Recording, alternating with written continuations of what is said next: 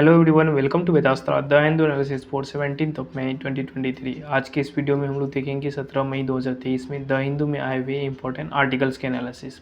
So let's start the video. सबसे पहला article जो आपको फ्रंट पेज पे देखने को मिलेगा, ये क्या है? Monsoon set in our Kerala on June 4।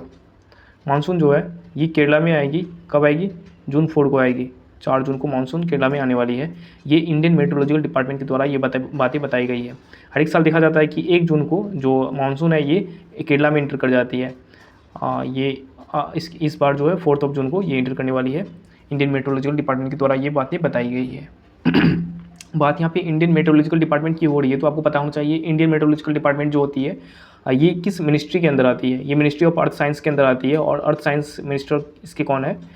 Doctor Jitendra Singh earth science के मिनिस्टर है। अच्छा, इंडियन मेट्रोलॉजिकल डिपार्टमेंट का फाउंडेशन कब हुआ था? इंडियन मेट्रोलॉजिकल डिपार्टमेंट की अगर मैं फाउंडेशन की बात करूं तो फाउंडेशन कब हुआ था इंडियन मेट्रोलॉजिकल डिपार्टमेंट का? ये 15 जैन 1875 1875 में ही हो गया था। 15 जैन 1875 को इंडियन मेट्रोलॉजिकल डिपार्टमेंट का फाउंडेशन हुआ था और इसका हेडक्वार्टर आपको न्यू दिल्ली में देखने को मिलेगा। And we are talking about Kerala. So Kerala के बारे में कुछ पता होनी चाहिए आपको। क्या रिसेंटली क्या हुआ है केरला में? केरला का जो पेरियार टाइगर रिजर्व है, पेरियार टाइगर रिजर्व, इस टाइगर रिजर्व को बेस्ट मैनेज टाइगर रिजर्व का अवार्ड मिला है। यानी कि बेस्ट मैनेज टाइगर रिजर्व कौन सा है पूरे भारत में? पेरियार टाइगर रिजर्व है। और ये पेरियार टाइगर रिजर्व आपको वेस्टर्न घाट्स पे देखने को मिल जाएगा। क्यों? क्योंकि जो रिसेंटली ये टाइगर जो एस्टिमेशन रिपोर्ट्स होती है ये हर एक 4 साल पे कंडक्ट कराई जाती है। और 2022 का टाइगर एस्टिमेशन रिपोर्ट जो है ये रिलीज़ कर दी गई है 2023 में। और इस रिपोर्ट्स में जो बेस्ट मैनेज टाइगर रिजर्व है वो कौन सा है? पेरियार टाइगर रिजर्व है। हर एक 4 साल पे कराई जाती है। लास्ट ईयर 2018 में हुआ था और इसका रिपोर्ट 2019 में आया था। इसमें हम लोगों ने T/2 जो प्रोजेक्ट 1973 में टाइगर प्रोजेक्ट के तहत जो लॉन्च किया गया था, यानी कि टाइगर की पॉपुलेशन दोगुना करना है, हम लोग भी टाइगर पॉपुलेशन दोगुना करने में सफल हो पाए हैं नेपाल के बाद। एंड 1972 में वाइल्ड लाइफ प्रोटेक्शन एक्ट जो है ये पास करी गई थी और 1973 में प्रोजेक्ट टाइगर प्रोजेक्ट को लॉन्च किया गया था। सो ये था न्यूज़। पढ़ते हैं हम लोग नेक्स्ट आर्टिकल की तरफ आगे मूव करते हैं। नेक्स्ट आर्टिकल आपको यहाँ पे देखने को मिलेगा, ये क्या है? Khasi council order on father surname set of words in matrilineal Meghalaya. Basically बात क्या हुआ ना, क्या ये मेघालय में आपको ट्राइब्स देखने को मिलेगा, गाड़ू, खासी, जैंतिया। तो खासी जो ट्राइब्स है उस ट्राइब्स के द्वारा इसके फादर के नाम का जो सरनेम है वो लगाया जा रहा है। इसको लेके खासी काउंसिल जो है ये इन्होंने ऑर्डर किया है कि अगर फादर का सरनेम अगर लगाया जाएगा तो इससे एसटी कम्युनिटी का जो स्टेटस है वो हम लोग छीन लेंगे, वो स्टेटस नहीं देंगे खासी कम्युनिटी को। इसको लेके यहाँ पे बातें चल रही है मेघालय में।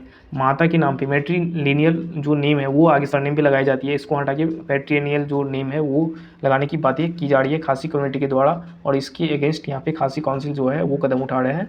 इसको लेके ये बातें चल रही है। यहाँ पे काफ़ी सारी बातें बताई गई है कि जो पीपल का जो राइट है वो यहाँ पे हनन हो रहा है। बाकी ऐसी चीज़ें हैं जो हमारे एग्जाम पॉइंट ऑफ व्यू से इंपॉर्टेंट नहीं है, आपको पढ़ना है, लेकिन क्योंकि आपकी अंडरस्टैंडिंग यहाँ से डेवलप होगी। ओके, हम जो है ये छोटी छोटी चीज़ें आपको बता रहे हैं ताकि आप यहाँ पे पढ़ने में थोड़ी सी आपको क्लू मिल जाए और आप अच्छे तरीके से चीज़ों को समझ पाओ। सो बढ़ते हैं हम लोग नेक्स्ट आर्टिकल की तरफ। चलिए आगे मूव करते हैं। नेक्स्ट इंपॉर्टेंट आर्टिकल आपको देखने को मिलेगा, महाराष्ट्र गवर्नमेंट ने कॉन्स्टिट्यूट करी है एसआईटी। किसके लिए? प्रूव करने के लिए। कहाँ पे प्रूव करने के लिए? नासिक टेम्पल में, यानी कि जांच करने के लिए। एसआईटी मतलब क्या हुआ यहाँ पे? बेसिकली स्पेशल इन्वेस्टिगेशन टीम जो है ये गठन किया गया है महाराष्ट्र गवर्नमेंट के द्वारा। महाराष्ट्र के जो होम मिनिस्टर है, कौन है होम मिनिस्टर? महाराष्ट्र के डेप्यूटी सीएम। कौन है डेप्यूटी सीएम महाराष्ट्र के? ये है बीजेपी के जो पहले सीएम रह चुके थे देवेंद्र फडणवीस जी, ये महाराष्ट्र के डेप्यूटी सीएम है। और सीएम कौन है? एकनाथ शिंदे जी। तो महाराष्ट्र के डेप्यूटी सीएम के द्वारा एसआईटी जो ये कॉन्स्टिट्यूट किया गया है प्रूव करने के लिए। क्या चीज़ को प्रूव करने के लिए? नासिक में जो टेम्पल है, कौन सा टेम्पल? त्रिमेकेश्वर टेम्पल, जो कि वन ऑफ द 12 ज्योतिर्लिंग है लॉर्ड शिवा के, भगवान शिव के 12 ज्योतिर्लिंग में से एक है त्रिमेकेश्वर टेम्पल। इसमें क्या हुआ है? इसमें नॉन हिंदू जो पिलग्रिमेज है उसको यहाँ पे एंटर नहीं करने की अनुमति दी जाती है। नॉन हिंदू लोगों को एंटर नहीं करने की अनुमति दी जाती है, करने दिया जाता है इस टेम्पल में। रिसेंटली क्या हुआ, नॉन हिंदू लोग जो इसमें इलीगली इस टेम्पल के प्रीमिसेस में इंटर किए। यहाँ से जो एक कॉन्फ्लिक्ट है वो देखने को मिला है, इसको लेके यहाँ पे प्रूव करने की बात पे की जा रही है। इन सब चीज़ों से हमारा कुछ लेना देना नहीं होना चाहिए। हमारा ये लेना देना होना चाहिए कि भगवान शिव के जो 12 ज्योतिर्लिंग हैं ये कहाँ कहाँ पे स्थित है और इसके नाम क्या है, आपको ये बातें पता होनी चाहिए। सबसे पहले महाराष्ट्र की बात हो रही तो महाराष्ट्र में आपको टोटल 3 जो भगवान शिव के ज्योतिर्लिंग है वो देखने को मिलेगा। 12 में से 3 महाराष्ट्र में ही आपको देखने को मिलेगा। ये कौन कौन सा है? हाँ, एक तो ये त्र्यंबकेश्वर हो गया। त्र्यंबकेश्वर कहाँ पे है? त्र्यंबकेश्वर जो है ये आपको गोदावरी रिवर के बगल में नासिक में देखने को मिलेगा। नासिक में, जहाँ पे कुंभ मेला भी आयोजित किया जाता है। पता ना कि 4 जगहों पे कुंभ मेला जो है आयोजित की जाती है। कौन कौन सी जगह पे? हरिद्वार, प्रयागराज, नासिक और उज्जैन, जो कि क्षिप्रा नदी के किनारे है। ओके, तो एक तो नासिक हो गया। उसके बाद नासिक में त्र्यंबकेश्वर टेम्पल, और उसके बाद ग्रीष्णेश्वर टेम्पल। ये कहाँ पे है? एलोरा केव्स के बगल में है। आपको जो औरंगाबाद डिस्ट्रिक्ट है ना महाराष्ट्र का, वहाँ पे देखने को मिलेगा ग्रीष्णेश्वर, GRISHNESSWAR, ग्रीष्णेश्वर। उसके बाद भीमाशंकर। भीमाशंकर जो ज्योतिर्लिंग है, ये भीमा रिवर के बगल में है। भीमा रिवर के बैंक में स्थित है भीमाशंकर ज्योतिर्लिंग, और ये भीमा रिवर कृष्णा रिवर का ट्रिब्यूटरी है। ओके, ये महाराष्ट्र की हो गई ज्योतिर्लिंग। इसके बाद गुजरात की हम लोग बात करते हैं। गुजरात में कौन सा ज्योतिर्लिंग आपको देखने को मिलेगा? ये नागेश्वर और सोमनाथ। नागेश्वर और सोमनाथ। नागेश्वर जो है ये द्वारका में देखने को मिलेगा गुजरात में। सोमनाथ, गिर सोमनाथ जो जिला है गुजरात में, जहाँ पे गिर नेशनल पार्क भी आपको देखने को मिलेगा, जहाँ पे एशियाटिक लायन पाया जाता है। पूरे जो एशिया है वहाँ पे सिर्फ एक ही जगह लायन पाया जाता है, ये है गिर सोमनाथ जिला में।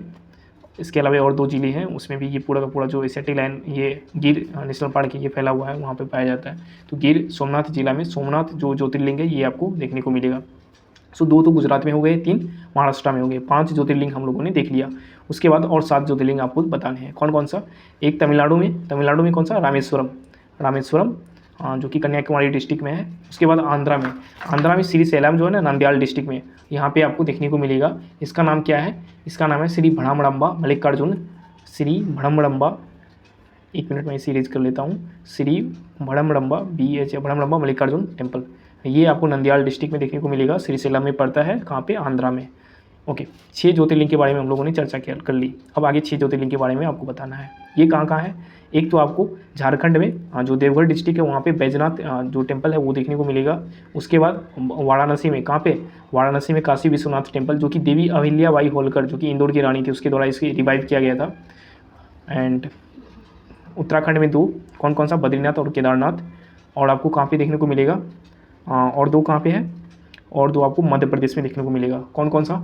मध्य प्रदेश में महाकालेश्वर और ओमकारेश्वर। महाकालेश्वर जो बताया ना, उज्जैन रिवर के बगल में महाकालेश्वर जो भगवान शिव की ज्योतिर्लिंग है, ये आपको देखने को मिलेगा। यहाँ भी जो कुंभ मेला है ये आयोजित की जाती है। हर एक 12 साल में एक बार कुंभ मेला लगता है इन चारों जगहों पे, यानी कि 3-3 साल में एक बार कुंभ मेला हमारे देश में लगाए जाते हैं। ओमकारेश्वर आपको नर्मदा नदी के बगल में देखने को मिलेगा। कौन सा डिस्ट्रिक्ट में? ये जो है खांडवा डिस्ट्रिक्ट मध्य प्रदेश में देखने को मिलेगा। सो ये था भगवान शिव के 12 ज्योतिर्लिंग। महाराष्ट्र की यहाँ पे बात की जा रही है। महाराष्ट्र के जो सीएम आपको एकनाथ शिंदे देखने को मिलेगा। और महाराष्ट्र के कुछ ऐसी चीज़ें जो कि हाल ही में न्यूज़ में हो, आप बता सकते हो क्या? महाराष्ट्र में एक डिस्ट्रिक्ट है लातूर में 75 फीट या मीटर, आई थिंक, कंफर्म नहीं हुआ, आप एक बार देख लेना। ये डॉक्टर भीमराव अंबेडकर जी का स्टैच्यू जो है ये 14 अप्रैल को इनॉग्रेट किया गया है। आई थिंक कि ये 75 मीटर इसलिए है, मीटर या फीट इसलिए है क्योंकि हम लोग अभी 75th एनिवर्सरी मना रहे हैं हमारे इंडिपेंडेंस का। 14 अप्रैल को डॉक्टर भीमराव अम्बेडकर का स्टैच्यू यहाँ पे अनवील किया गया। और लातूर में क्या बनाया जाता है? वंदे भारत के जो कोचेज है वो बनाए जाते हैं। 4 जगह पे वंदे भारत के कोचेज बनाए जाते हैं। आपको ये बातें पता होनी चाहिए। कहाँ पे? पेराम्बोर में, जो कि पहले बन रहा था। इसके अलावा 3 जगह पे और बनाई जा रही है। ये कौन कौन सा? सोनीपत हरियाणा में, लातूर महाराष्ट्र में, और रायबरेली उत्तर प्रदेश में। रायबरेली में जो हमारी हॉकी प्लेयर है, कौन? रानी रामपाल, इसके नाम पे स्टेडियम भी रिसेंटली इनॉग्रेट किया गया है रायबरेली में। एंड डॉक्टर भीमराव अम्बेडकर के बारे में हम लोग बात कर रहे थे। तो डॉक्टर भीमराव अम्बेडकर जी का जो स्टैच्यू है 125 फीट, जो 125 फीट टॉलेस्ट स्टैच्यू है, जो कि कम्प्लीटली ब्रोंज से बनाया गया है। ये इनॉग्रेट किया गया है कहाँ पे? ये इनॉग्रेट किया गया है हैदराबाद में। 125 फीट का स्टैच्यू कहाँ पे? हैदराबाद में। हुसैन सागर जो लेक है उसके बगल में इसे इनॉग्रेट किया गया है। ओके, अब हम लोग बढ़ते हैं नेक्स्ट आर्टिकल की तरफ। नेक्स्ट आर्टिकल आपको राजस्थान से देखने को मिलेगा। ये क्या है? रिसेंटली राजस्थान जो गवर्नमेंट है इन्होंने अनाउंस करी है 90 नया डिस्ट्रिक्ट जो है वो बनाने वाले हैं। 90 नहीं, 19 नए डिस्ट्रिक्ट्स का जो ये कार्व आउट किए जाएंगे अलग अलग डिस्ट्रिक्ट से। और इसको लेके काफ़ी बातें यहाँ पे बताई जा रही है। बजट में जो सीएम है राजस्थान के अशोक गहलोत जी, इनके द्वारा ये बातें अनाउंस की गई थी। और 19 नए डिस्ट्रिक्ट्स का जो फॉर्मेशन है वो होने वाला है राजस्थान में। ओके, राजस्थान की बातें हम लोग कर रहे हैं तो राजस्थान की कुछ इंपॉर्टेंट चीज़ें जो कि हाल ही में हुई है आपको पता होनी चाहिए। ये कौन कौन सी चीज़ें हैं? फर्स्ट ऑफ ऑल, राजस्थान हमारी कंट्री का पहला स्टेट बन गया है जो कि राइट टू हेल्थ स्कीम है ये लाया है। यानी कि हर एक पर्सन के लिए हेल्थ जो है वो उसका राइट है, और किसी भी हॉस्पिटल में जाके फ्री में इलाज करवा सकता है। राजस्थान देश का पहला ऐसा राज्य है करने वाला। उसके बाद राजस्थान के उदयपुर डिस्ट्रिक्ट से, राजस्थान के उदयपुर डिस्ट्रिक्ट से आपको देखने को मिलेगा कैप्टन शिवा चौहान। कैप्टन शिवा चौहान ये पहली वीमेन है जो कि सियाचिन पे पोस्टेड है, सियाचिन पे पोस्टेड होने वाली फर्स्ट वीमेन बन गई है कैप्टन शिवा चौहान। अच्छा, आपको ये पता है ना कैप्टन रैंक जो होती है आर्मी की, ये आपको बिल्कुल टिप्स पे होनी चाहिए क्योंकि इससे क्वेश्चन बने हैं। आप क्वेश्चन जाके पेपर उठा के देखो। मैंने एक पेपर देखा था, रीजनिंग में 4 पोस्ट दिए हुए थे, इसको असेंडिंग या डिसेंडिंग ऑर्डर में अरेंज करने के लिए बोला गया था। सो आपको पता होना चाहिए। सबसे पहले जब एनडीए या फिर सीडीएस का एग्जाम क्रैक करोगे, एनडीए करोगे तो आपको फिर 4 साल के जो डिग्री कोर्सेस है वो करवाए जाएंगे, और जब सीडीएस क्रैक करोगे तो डायरेक्ट आपकी पोस्टिंग एज अ लेफ्टिनेंट, और एनडीए जो 4 साल की डिग्री है आपकी करवाने के बाद एज अ लेफ्टिनेंट आपकी पोस्टिंग होगी।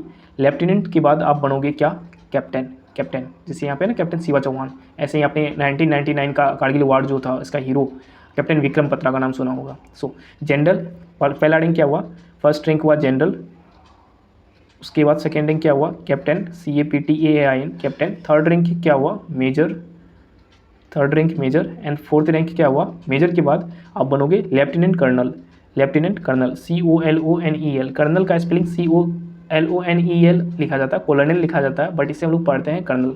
ओके, ये 4 रैंक हुआ। इसके बाद लेफ्टिनेंट कर्नल के बाद कर्नल, COLONEL, कर्नल के बाद ब्रिगेडियर, 5वां रैंक, ये 6ठा रैंक ब्रिगेडियर के बाद कौन सा रैंक होती है आर्मी की, मेजर जनरल। फिर उसके बाद 8वां रैंक कौन सा है, लेफ्टिनेंट जनरल और 9वां जनरल। यहाँ तक काफ़ी लोग पहुँच पाते हैं, बट इसके आगे जो 10वां पोस्ट होता है जो कि सबसे हाईएस्ट पोस्ट होता है इंडियन आर्मी के, और यहाँ पे अभी तक सिर्फ 2 ही लोग पहुँचे हुए हैं, और इस पोस्ट का नाम है field marshal, FIELD MARSHAL। Field marshal की पोस्ट पे 2 लोग पहुँचने वाले कौन कौन से हैं, सैम मानेकशॉ और KM करियप्पा, जो कि आर्मी के फर्स्ट जो कैप्टन है, आर्मी के फर्स्ट जो चीफ है वो भी रह चुके हैं, KM करियप्पा जी। ओके, ये हम लोग बात कर रहे थे यहाँ पे राजस्थान के बारे में, और हम लोग कैप्टन शिवा चौहान के बारे में बात कर रहे थे, वहाँ से आर्मी की रैंकिंग के बारे में हम लोगों ने डिस्कस किया। ओके, राजस्थान में ऐसा कुछ जो कि रिसेंटली हुआ हो और वो न्यूज़ में हो। हाँ, राजस्थान का जो माइंस है, आपको जिंक और लेड एक ही साथ निकाली जाती है माइन से। ये माइंस का नाम है 2 जगह पे बेसिकली, उदयपुर में है और एक भीलवाड़ा डिस्ट्रिक्ट में है राजस्थान में। उदयपुर में जो माइंस का नाम है ये क्या है, उदयपुर में आपको, राजस्थान के उदयपुर में जो माइंस है ये मिलेगा रामपुर अगुचा माइन, रामपुर अगुचा तो भीलवाड़ा में है ना, रामपुर अगुचा माइंस ये भीलवाड़ा में है। और उसके बाद उदयपुर में जो है ये माइंस का नाम क्या है, जवाड़ माइंस, ZAWA जवाड़ माइंस। इन दोनों माइंस को जो हमारे कॉन्फेडरेशन ऑफ इंडियन इंडस्ट्री है इसके द्वारा ग्रीन को सर्टिफिकेट्स दिया गया है, और ये दोनों माइन जो है रेगुलेट किए जाते हैं, चलाई जाती है किसके द्वारा, जिंक कॉर्पोरेशन ऑफ इंडिया के द्वारा। और जिंक कॉर्पोरेशन ऑफ इंडिया किसकी सब्सिडरी कंपनी है, वेदांता ग्रुप की सब्सिडरी कंपनी है, और वेदांता ग्रुप कहाँ की कंपनी है, ब्रिटेन की कंपनी है। और रिसेंटली वेदांता के जो चेयरमैन है अनिल अग्रवाल जी, इनके नाम पे राजस्थान में वर्ल्ड का 3rd लार्जेस्ट स्टेडियम जो है क्रिकेट स्टेडियम ये इनॉग्रेट किए जाएंगे, अनिल अग्रवाल क्रिकेट स्टेडियम, कहाँ पे, जयपुर में। ओके, और राजस्थान में रिसेंटली इजिप्ट के साथ हम लोगों ने, यानी कि इंडिया और इजिप्ट का जो मिलिट्री एक्सरसाइज हुआ है, ये इसका नाम है साइक्लोन फर्स्ट। ये कंडक्ट कराया गया है जैसलमेर में, राजस्थान के जैसलमेर डिस्ट्रिक्ट में। और इजिप्ट के प्रेसिडेंट जो है अब्दुल फतेह अल सीसी, ये 74th जो हमारा रिपब्लिक डे हुआ इस बार 2023 में, इसमें as a chief guest invite किए गए थे। ओके, सो ये था राजस्थान के बारे में कुछ इंपॉर्टेंट चीज़ें। राजस्थान की CM की बात करें तो Ashok Gehlot ji and governor Kalraj Mishra. Next year 2024 में राजस्थान में जो असेंबली इलेक्शन है वो भी होने वाले हैं। ओके, बढ़ते हैं हम लोग नेक्स्ट आर्टिकल की तरफ। नेक्स्ट आर्टिकल आपको देखने को मिलेगा, ये क्या है, apathy of family and high cost handle maternal health care. यहाँ पे इस पूरी की पूरी आर्टिकल में बेसिकली मैटरनल हेल्थ केयर जो इसके बारे में बात की जा रही है, prenatal period, post Nuttall period. जो प्रीनेटल पीरियड होती है इसमें जो स्टिल बर्थ्स वगैरह होते हैं या फिर मैटरनलिटी जो डेथ्स होती है, इसके बारे में यहाँ पे मेंशन की गई है। हाल ही में जो UN का एक रिपोर्ट रिलीज़ की गई है जिसमें 10 कंट्रीज़ में से 10 कंट्री का टुगेदर जो मैटरनल मोर्टेलिटी रेट है उसमें 60% जो रेट है ये 10 कंट्रीज़ के द्वारा हो रही है। 7% 60% जो रेट है मोर्टेलिटी रेट 10 कंट्रीज़ के द्वारा हो रही है, जिसमें से एक इंडिया भी आपको उन 10 कंट्रीज़ में देखने को मिलेगा। यानी कि हमारे लिए एक ये सैड न्यूज़ है, क्योंकि हम लोग मैटरनल मोर्टेलिटी रेट जो है इसको कंट्रोल कहीं ना कहीं करने में असमर्थ हैं। इसको लेके ये पूरा का पूरा आर्टिकल जो है मेंशन किया गया है, किस तरीके से प्रेग्नेंट लेडी में एनीमिया वगैरह की शिकायत जो देखने को मिलती है, क्योंकि जो सही मात्रा में न्यूट्रिएंट्स है वो नहीं मिल पाता है इस कारण से, और इसके अलावा कई सारे कारण होते हैं जहाँ से ये चीज़ें देखने को मिलती है। ओके, आपको पता होना चाहिए यहाँ पे कई सारे टर्म्स जो है वो यूज किया गया है, जैसे स्टिल बर्थ्स का, एक मिनट मैं ऐसे जूम कर लेता हूँ। जैसे यहाँ पे स्टिल बर्थ्स मतलब क्या होता है, जब वॉम में बेबी रहता है वहाँ पे उसकी डेथ हो जाती है, तो वहाँ पे उसको हम लोग कहते हैं स्टिल बर्थ्स। मेटरनल डेथ्स आपको पता ही होगा। नाइजीरिया के बाद इंडिया सेकंड कंट्री है जो कि जो डेथ्स है वो हो रहा है मेटरनल मोर्टेलिटी रेट में। इंडिया नाइजीरिया के बाद सेकंड कंट्री है, और इसके बाद पाकिस्तान है थर्ड प्लेस पे।